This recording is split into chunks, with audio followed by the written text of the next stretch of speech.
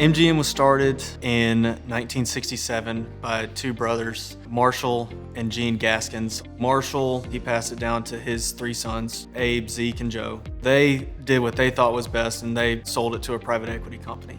The family bought the company back, for the most part, for our employees and our customers. We felt like they got the raw end of the deal, and we wanted to fix that. Our family was extremely lucky for us to get the company back. And really, it worked out great because we had son-in-laws that wanted to come in the business, two other family members that are not involved. It's just been a huge blessing to be able to kind of carry on that tradition from Marshall, from the brothers, and just kind of continue to grow the culture and grow the company. We have created a feeling of respect for our employees, and we hope they've returned that to us. And I think that is one of our great strengths. What separates us from our competitors is definitely our value to family and customer service. I would put our customer service up against anybody in the business.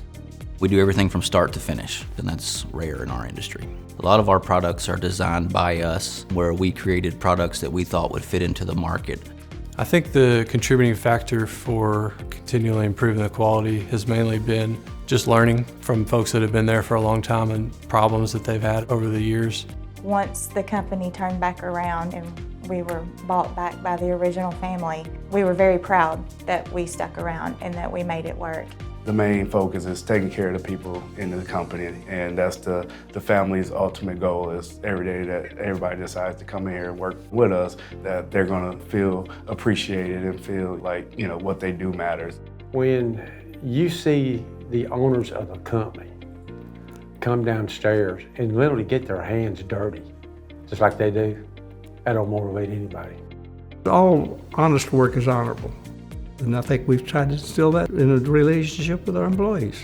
Trying to learn that tribal knowledge of the window business and how MGM worked. It was tough at first, but we were really supported by a lot of the long-term employees that came here. The biggest part of making all of that successful is our associates.